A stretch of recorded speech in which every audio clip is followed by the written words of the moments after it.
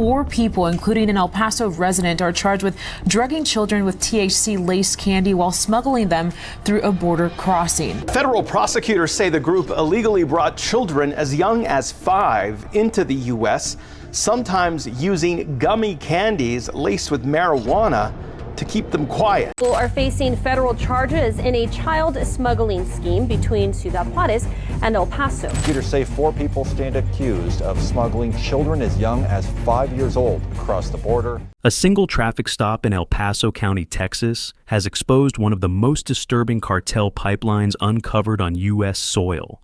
ICE agents and federal prosecutors revealed that a cross-border smuggling network had been using THC-laced candy, ordinary-looking gummies and sweets, to sedate children as young as 5 during illegal crossings. The discovery began with what appeared to be a routine Border Patrol inspection, but soon unraveled into a coordinated operation involving both Mexican and American nationals. What investigators found behind those bright candy wrappers was a calculated method of chemical control designed to silence and move children like cargo. Hi, before we continue, your one click on the subscribe button fuels all the effort behind this and every future video. The investigation began when Border Patrol agents stopped a van on a rural road in El Paso County. Inside were 4 children, aged 2, 5, 9, and 12, along with several adults claiming to be their guardians. Something immediately felt wrong. The children appeared lethargic, unresponsive, and disoriented, far beyond what agents normally observe during long travel. Medical personnel were called in, and toxicology reports later confirmed high concentrations of THC, the psychoactive compound in marijuana, present in each child's system. These levels were too precise to be accidental. Someone had deliberately administered the drug.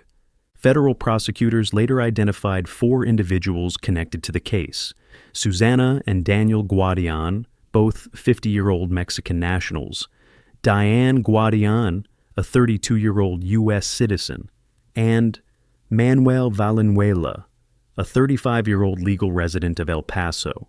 All 4 were charged with conspiracy to smuggle minors, child endangerment, distribution of controlled substances to minors, and money laundering.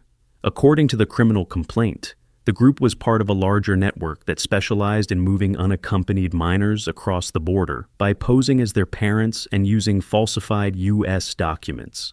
Investigators discovered that the group was sedating the children with THC-infused candy before crossings. The candies were designed to appear harmless: commercial packaging, familiar brands, colorful wrapping. But lab analysis showed each piece was dosed with calculated precision to induce sleepiness and suppress resistance. The goal was simple: keep the children quiet long enough to pass through checkpoints unnoticed. ICE Special Agent Jason T. Stevens confirmed that several children required emergency treatment for THC poisoning, and at least 1 child was hospitalized due to overdose-level exposure. They realized those children needed some kind of medical treatment. They got a couple of them to the hospital to receive that treatment. They were later diagnosed with THC poisoning. When agents examined cell phones seized from the suspects, they uncovered further evidence: photos of children taken as proof of life for families who had paid smuggling fees ranging from $3,000 to $7,000 per child. These pictures were used to extort payment once the kids reached U.S. soil. Families in Mexico had been promised safe reunification with relatives in America. In reality, their children were being trafficked, drugged, and treated as movable assets within a criminal business model. As ICE, Homeland Security investigations, and local police expanded the probe, the true scale of the operation emerged. The El Paso incident was not isolated. It was part of a transnational smuggling structure with links to networks in Arizona, New Mexico, and California. Evidence suggested the same THC-laced candy method was being used in multiple regions. Officials described it as a franchise model of cartel smuggling, replicated tactics designed for consistency and control. The smuggling operation functioned like a business. Mexican nationals were responsible for recruitment and border crossings, while U.S.-based collaborators handled transport and housing once inside the country. The children, once across, were placed in stash houses, ordinary-looking suburban homes with no outward signs of criminal activity. Inside, agents found bare rooms with minimal furnishings and locked doors. Children were kept there temporarily before being moved deeper into the United States to unknown destinations. Homeland Security officials reported that the network's operational model showed the cartel's growing sophistication in human smuggling.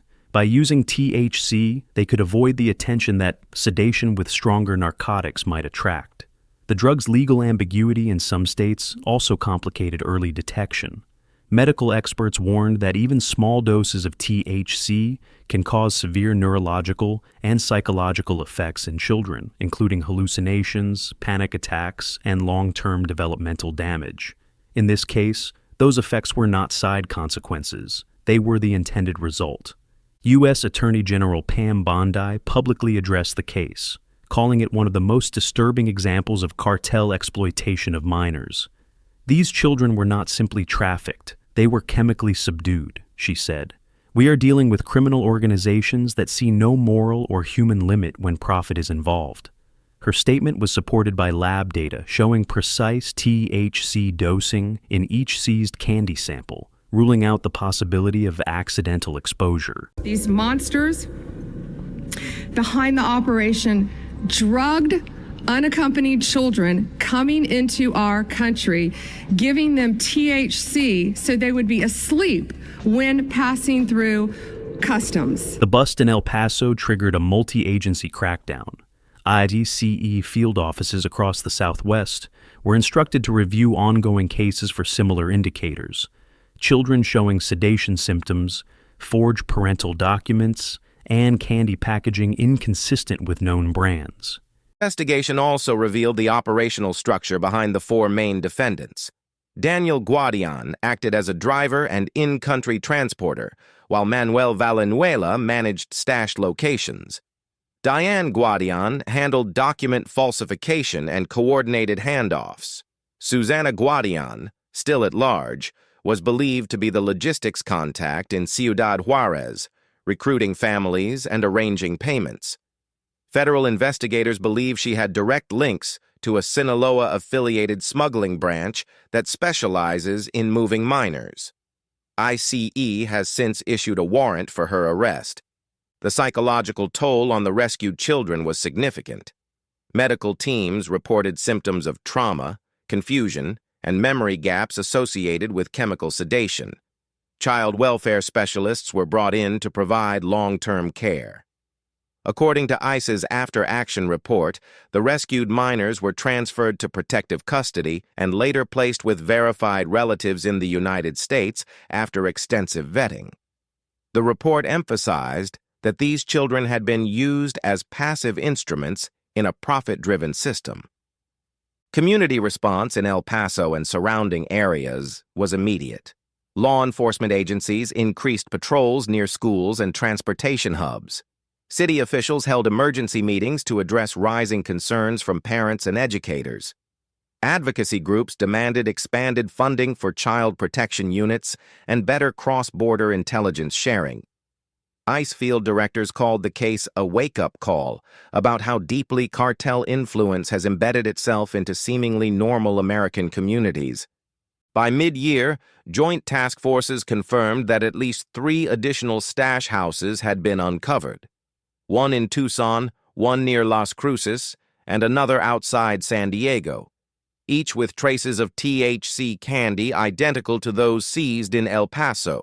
Investigators believe the El Paso cell was responsible for developing the THC sedation model later adopted by other groups. Homeland Security's public statement summarized the operation succinctly.